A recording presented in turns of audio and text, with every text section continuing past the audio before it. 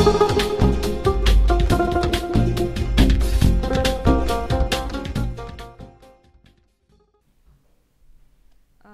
everyone to the very first panel of today. You should thank us for taking the pressure out of you, other panels.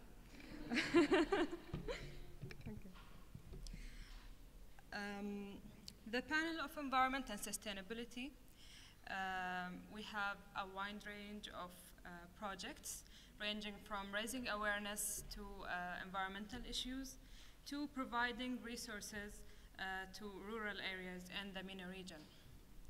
So allow me to introduce the delegates.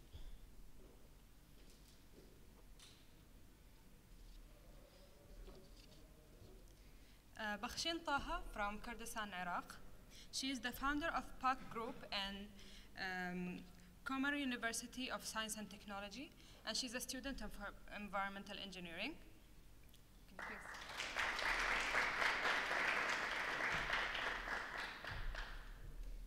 Muhammad Ali from Sudan.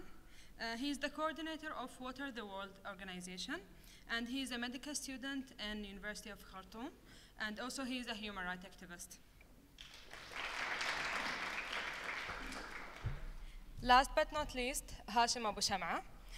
He's the founder of Trash the Occupation, Not Our Land. The organization is in Palestine, south of Palestine, and he's the UN youth representative of Palestine and also the president of the IYLEP student government. And he's double majoring in peace and global studies and economics. Welcome.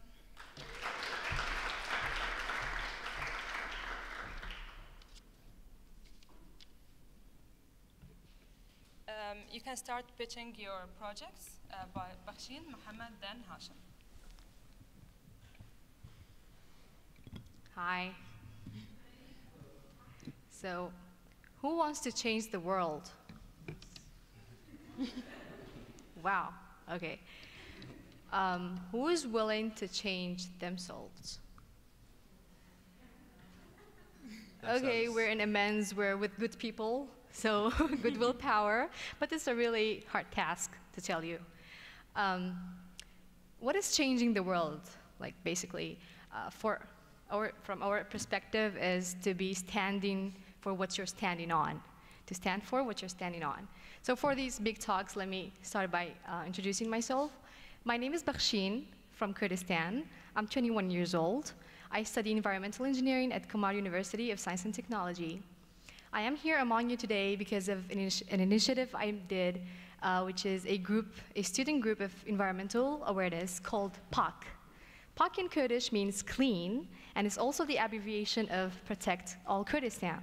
So we work on spreading environmental awareness among people through the campaigns that we do throughout the campus and throughout the other cities of our country. So we're willing to spread environmental awareness through volunteeristic works. Thank you for listening.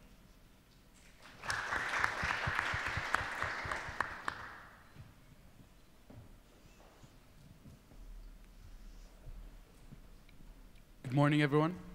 I'm Muhammad Ali, medical student, as already Ghadir introduced me. I run a project called Water the World. Water the World is an initiative run by medical students in Sudan. It aims to provide clean drinking water to a population of internally displaced persons on the outskirts of the capital of Sudan, Khartoum. So this population already fled war-torn areas like Darfur. You probably know Darfur from TV. Who knows Darfur? Sadly, it's not just Darfur. Other areas such as Kordofan and places in west of Sudan that are torn by conflict induces these populations to run away from their homes and seek shelter in the capital. However, they come and they build houses from cardboard and corrugated zinc iron with no facilities. By facilities, I mean basic needs, like water, like electricity, like food, like shelter. So the project started in 2011, and when we started the project, we said, what do they need? When we find out what they need, we'll provide it. So that shaped the vision of the project, which now provides water. So we got, through grants, we managed to dig a well to provide them with clean drinking water. And hopefully, right now, we're trying to connect them or to connect pipelines to the camp in order to sustain the project. But we also give them education on basic public health and sanitation so that they know how to use the well, they stop the spread of infectious diseases, and we also give them basic human rights education, as in what is war, what is peace, what is an IDP, what is a refugee, how do you get out of this loop, how do you become a citizen with full rights, just like every other citizen, and increase your job prospects, etc. Thank you.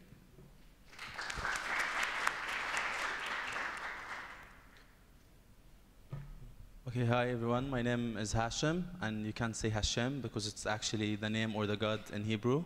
I remember the first time in Seeds of Peace, an organization based in the US, and I went to my first ever Jewish service, and then I opened an excerpt of them from the Torah, and I saw my name, and I freaked out. But then it turned out that it means the God. Having said that, I grew up in Arub refugee camp, which is just right outside the city of Hebron in the West Bank. And in 2013, I started an initiative called Trash the Occupation, Not Our Land. Our target group was students from primary schools in my refugee camp.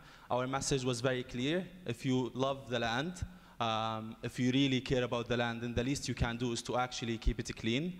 And one of our major goals was to give the kids ownership of their own future. And make them see the possibilities for change within their own community. As we started the project, clashes broke out between Israeli soldiers and Palestinian kids in my refugee camp.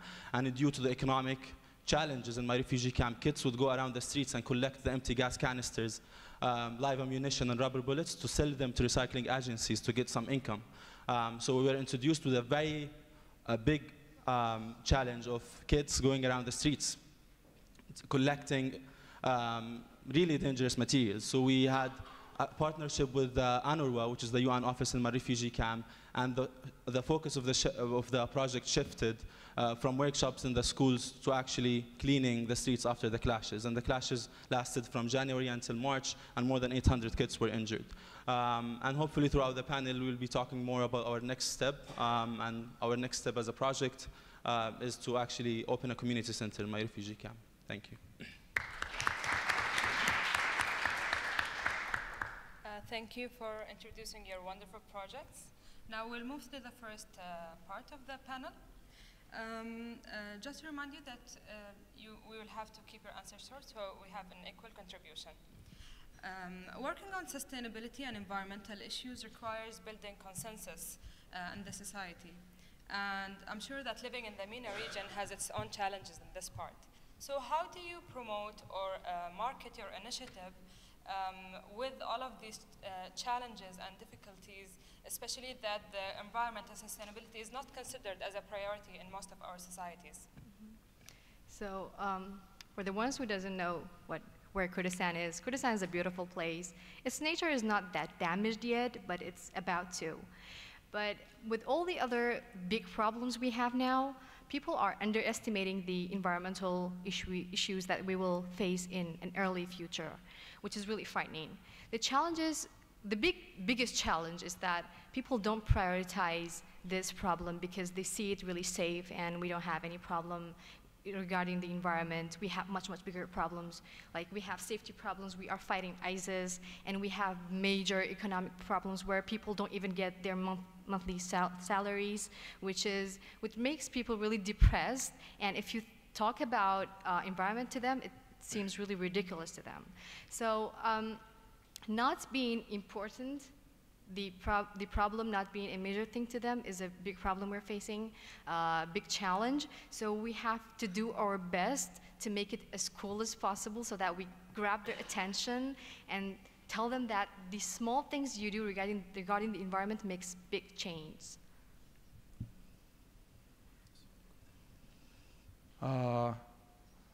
Thank you, Bakhsheen. I'd like to add to what Bakhsheen said. I'll speak about this from a human rights point of view, because the environment and human rights are very intricate together. So think of yourself as a person with no access to basic needs or human rights. How would you care about the environment when you have much more important priorities in your life, like how do I access water? How do I access food? How do I make sure my children sleep at night in a safe place? So the environment, per se, is really linked with human rights. You don't know when you're such a person what human rights are until you see them, until you see someone practicing his full human rights. I know and I preach human rights because I've had the chance and the opportunity to travel to see people practicing their human rights and come back and talk to these people. When you wake up every day having to walk 7 kilometers to access water and come back, it will become a normal everyday core for you. You wouldn't think it's wrong. You wouldn't think that water is your human right. You would think, I have to walk this distance to get to what I need.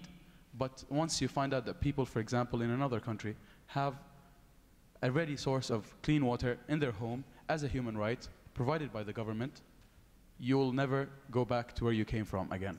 So the fact of priorities is very much in the picture, but also I don't want to play the victim role, but governments, especially the government of Sudan, have a larger role to play. They should provide more support, they should provide more help. When youth and youth organizations advocate and lobby for such issues, they should always be ready to listen and to help, which is not the case. And this is the phase we're working on right now, and this is what we're trying to work with and solve in the near future. Thank you. I think my response would be is to make your environmental initiative relevant to the everyday reality that your community faces. And I think this is something we try to do through the name of the project, which is Trash the Occupation Not Our Land. So we try to make the political, the environmental relevant to the political, and even the translation in Arabic also carries the same message. I do agree that it's really hard to prioritize environmental issues, but when you make it relevant to the everyday reality that your community faces, then it becomes really easier to have the community relate to your message and your initiative. So in other words, you're trying to surpass the circumstances that you're facing in your countries and make it sound really important to preserve the environment and to live a sustainable lifestyle despite all the odds that are facing us in our daily lives, right? Moving from that, as leaders and founders and activists in what you do, especially in the field of sustainability, which sustainability is the key word, how do you maintain the sustainability of your work, of your impact, of your initiative in the MENA region, and especially that you're trying to improve the quality of life for people? So how do you sustain your sustainable initiatives? Yeah, how do we sustain our sustainable initiative? Good question. It rhymes. Yeah. Okay, so to make massive and remarkable change regarding the environment, you need recycling plans, you need policymakers with, government and stuff. But since we don't have that kind of stuff, in fundraising, because like my own group is a student group. It's my university is a good university, but we don't even have graduates yet because we're really new. And I'm the second year student of environmental engineering. We don't have even environmental engineers yet. So the students that have applied for our group to be working, they are working voluntarily, and we have a foundation back home called Hiwa Foundation, which is a very active foundation working, supporting the youth that are trying to make a change in any kind of field, and they're really enthusiastic with our works that we do. So for sustaining our projects, we have this Hiwa Foundation, but our works, our things that we do it voluntarily. And we try to keep it that way because as a nation, when you don't have a country, like a country that you don't have the name on the maps right now. So things don't go really systematically. So volunteering, the spirit, people has it, but they don't call it volunteerism. They call it he's doing work for charity or he's just being a good guy. So working voluntarily, that is what we focus on to sustain our works. So in terms of fundraising, you try to lower your cost by volunteerism? Exactly. Mohammed? Well, when you talk about sustainability, 3 words come to mind, and one of them is more important than the other 2. Fundraising, structure, and most importantly, education. Education, education.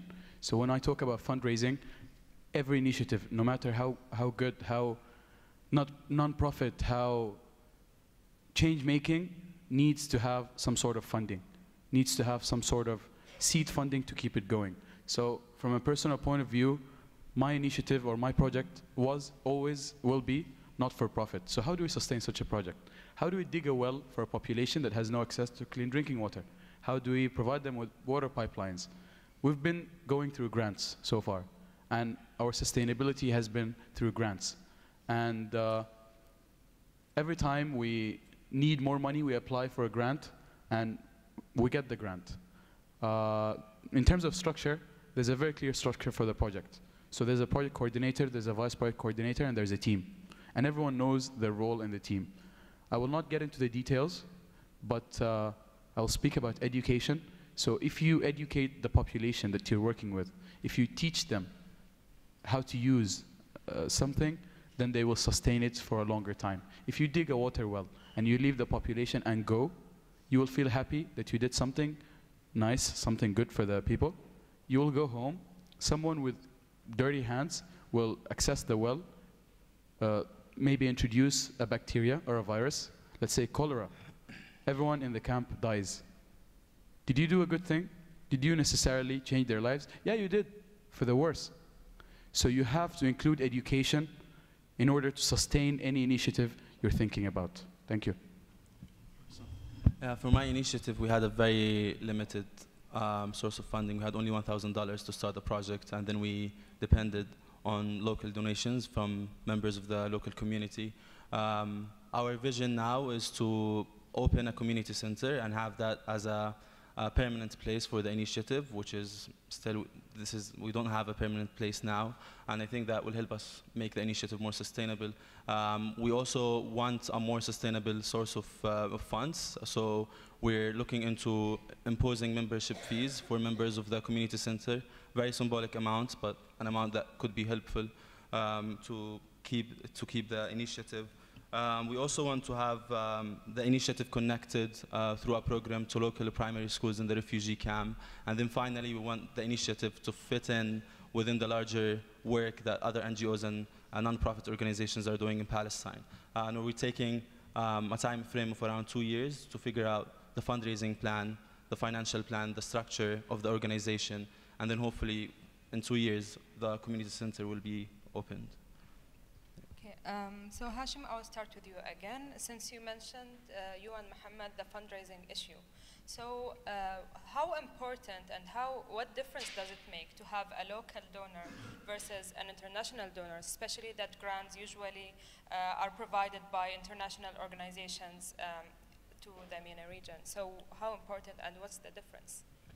I think, first of all, it's really, really empowering when the community gives funds for a certain local initiative because they take ownership of it. And also the team that's working in the initiative is held accountable because of the community around them. And I find that very powerful and really impactful.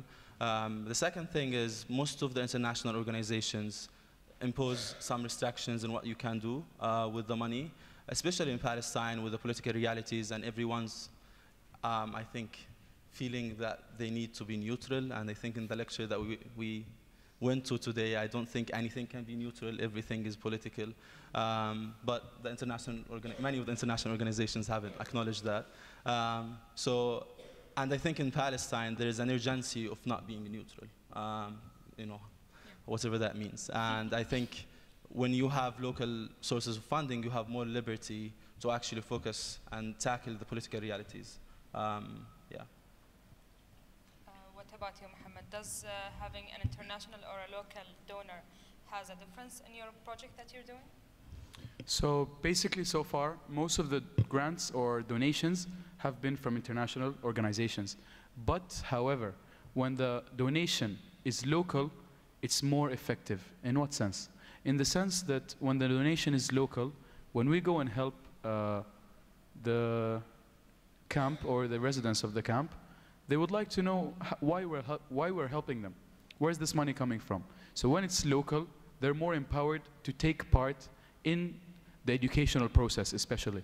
So let's say the technical process of digging wells and providing clean drinking water involves engineers and geologists. So the residents of the camp, and including us as medical students, we can't help them that much. But in the educational process, when the donation, especially the donation, is involving the education of the members, more NGOs are willing to fund, especially locally. Because when you teach this person inside the camp, he's going on to teach the other people inside the camp, and this will ensure the sustainability of your program. So I would say, regardless whether international or local, you would need both types of donations at some point. You might start off, as we did, with an international grant, with an international loan, but as you progress through the project, you're going to depend more and more on local grants, local initiatives, local activities, and through the empowerment of the people you're working with. So, speaking about local funders, education and stuff, we as environmental engineers, we're more aware of the problems than regular people. We know that most of the environmental issues that will happen are irreversible equations. Like when you mess up with something, you can work it out later on, but environmental things are not like that. You can't play around with it. When you reach a point, you can't just go back. So looking at the history, you can see that all the wars and conflicts, one day it will end and new ones will come up. So when the wars will end and we have a really strong economy and people will try to start a new happy life, they will look around and see the environment really messed up, then it will be no use of saying, if only I knew what I know today. Well, it will be no use. So local funders should be really interested in having a part of doing this change in the country and boosting the people towards environmental fixations. Because in a country when you have different political views, different sectarian beliefs, and different nationalities, we can all coexist on the point of having a clean environment. As simple as that. So it's interesting that almost the three of you agreed that having a local donor has a powerful impact. Yeah. And in that sense, I'm sure that having people from the community helping in the project itself has even a larger impact.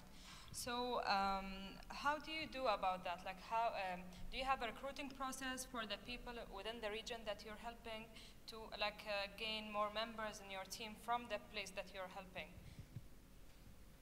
Okay, so as I said, our university is unique with having such a department of environmental engineering, so people are kind of interested because they say, how can environment has engineering type of part? So this interest is on our side, is really good. So, and there are many other environmental groups, but they only have a fancy name, and what they do is they do some fancy talks on TV and that's it. But when people see that we are academical people, we take classes and we're professional at this, and we're neutral. We're not partisan. We don't belong to any kind of politics and stuff. So they feel safer. So this is a point. This is always a plus for us to attract people towards us. So you focus on having students more. Yes, we focus on having students more because they take the classes academically, and having such a backup and reference as AMENDS will give you people will take you in considerate. Okay, a university as Stanford and Koç University has backed up such a project, so they can actually do something. So in every chance we get, we try to bring most of the attention so that we can make a change. I would just like to say that in every, when we speak team dynamics, when we speak group dynamics, especially for a successful project, it has to include an outer team and an inner team. So when we speak about the outer team, this is the team that does most of the work, or that starts off doing most of the work. So this is the team right now of us taking part or taking care of the project. But as you progress through the project, you need to include more people from the local population. So this is theoretically speaking. What we have in real life is, since the project is run mainly by medical students, at some point we needed the expertise for engineers, for example, to dig a well, and geologists. So what do? We approach consultants pro bono, since the project is not for profit and will never be. And everyone knows that they're volunteering, that no one is getting paid. But as you progress, someone from the local population, you can choose a coordinator, or choose someone which will be the link between you and the population you're working with. This let's say, liaison will be very, very important in relaying your messages to the local population in, let's not say translating, it's the same language, but people need to know why you're doing what you're doing. So there has to be someone explaining and someone helping you from the inside. So when we speak about team structure, there has to be an outer team and an inner team. Yeah, for my initiative, we reached out to constituencies within my community. So we reached out to the primary schools, and we recruited 15 students from each. We reached out to the public committee that's in charge of governing the refugee camp. And actually, Samia, one of our fellow AMENDS delegates, recommended that we reach out to families and parents, which I think is something that our initiative should definitely look into, because it gives us, I think, more legitimacy and also more access to different families within the refugee camp. Okay, so could you tell me quickly how do you measure the success of your initiatives briefly, so we have time to welcome any questions? Starting with Hashim, backwards. Sure. I think there's that, like, the practical measure of success, because we led different public cleaning campaigns, drawing murals, distributing trash bins, and I think that's measured through, did we actually clean the spaces? And then I think this is a public acknowledgement. I think we struggled of keeping the project sustainable, because most of the leaders of the team just started studying abroad, and we had also the fundraising issues. And this is, I think, these are two important measurements of success. Like, how do you keep the project sustainable? Is it sustainable? Do you have a permanent source of funding? Which are questions that we're considering for the community center. We're thinking for opening. And as for me, environmental protection is something that a person has to decide by him or herself. You can make a person be clean. So the only measure of success that we use is that how many people and how many places do we reach? Where do we go to spread the awareness? How many people do we reach? So we keep the statistics, and that's how we measure our success, by reaching most places and most people. Well, I can say that in general life, when you measure success, what would you say? I made someone happy, someone found a job, someone became empowered. Yes, these are very important measures of success, but you also need some sort of statistics, as Bakhsheen said. So we have a questionnaire that we distribute to the participants or the inhabitants of the camp, and every time we go and visit, we give a lecture, we give a workshop, they have to fill this questionnaire. If they can't read or write, we help them read and write, and this helps us with the evaluation of what we're doing, and then we analyze what we have done statistically, and we improve the next workshop, and so on and so forth. Thank you. Thank you so much for your further explanation for your projects. Now I'm sure that people have questions regarding your project, so let's have some questions. Yeah. Yes?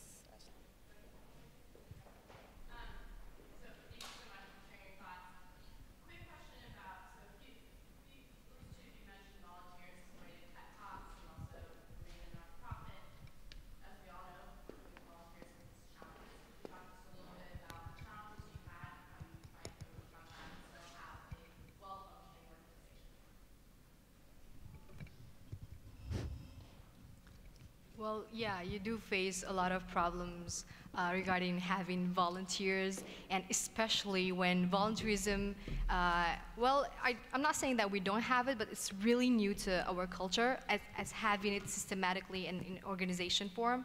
So for a person that has reached college grade, like they are in college student, they have to have the mentality and educated enough and cultural enough to know that they have to work voluntarily, and it's always a plus for them. So we go and talk with our students and say how their CVs will be fancy and how they can contribute in some, to serve their community. Like we kind of tempt them with those, with the features that they will gain after working voluntarily with us. So that's one of the biggest points that we focus on in bringing the volunteers working with us. And then we keep them around because it's easy to have them, but how do you keep them around? Is that we are very flexible with their timings, like how they study and how they work, and we're very flexible with their timings. And we do reward them when they come up with something new, or when they're really committed. It's kind of competitive to them. So we do attract them that way. I agree with Bakhsheen, with everything she said. I'll just add a little thing. It's even more challenging when they are medical students. So we get the calls, hey, I have an exam next month. I need to study. So what do you do with such things? You try to motivate them. It's all about motivation. You just have to know what makes a person click. So what I do, I usually personally go up to them and I go like, why did you decide to study medicine? To help people, right? Hopefully, not for the money, hopefully. To help people. You get the chance now to help. Instead of one person at a time, one patient at a time, you help 100, 1,000 people at once. This serves your goal or your vision of why you're studying medicine. So when you hit on the emotional side of people, they tend to come. So. Yeah, I think also empowering the team members to take leadership roles within the initiative, and also creating an incentive. I think as a student, sometimes we really need some financial help or a source of, finances. And I think leaders of the initiative should be considerate of the volunteers' needs when it comes to finances and being able to cover the financial needs of the volunteers. And to be honest, I think, at least from working with NGOs, I think sometimes the volunteers are really used by different organizations without being given what they deserve. And I think this is why we're trying to have the membership fees and try to have like a very humble source of income so that we can support our own selves and the volunteers. Yeah. Can we have the second and last question?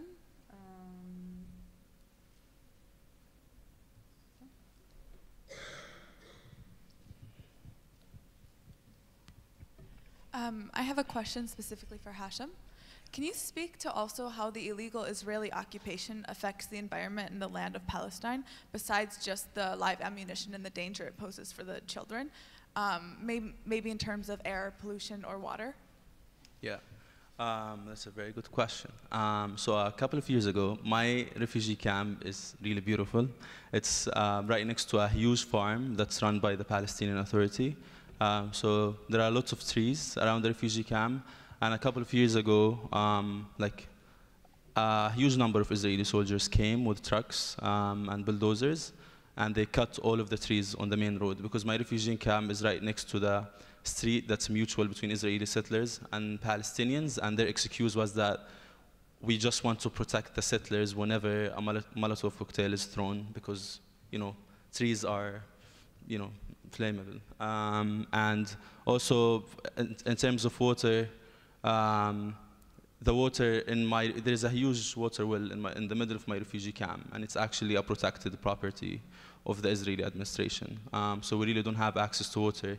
We get our water, at least my house, from like the Israeli settlement right next to my refugee camp, a very specific amount of water. And there's actually a fellow, AMENDS, an AMENDS fellow who wrote a paper on, one water for two peoples. I think Fadi Quran helped write that. And I encourage everyone to read that paper, because we really do live under an apartheid system that separates the two peoples just based on their religious ethnicity. Yeah.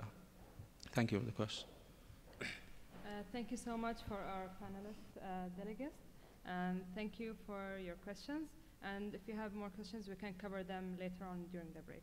So thank you all for listening.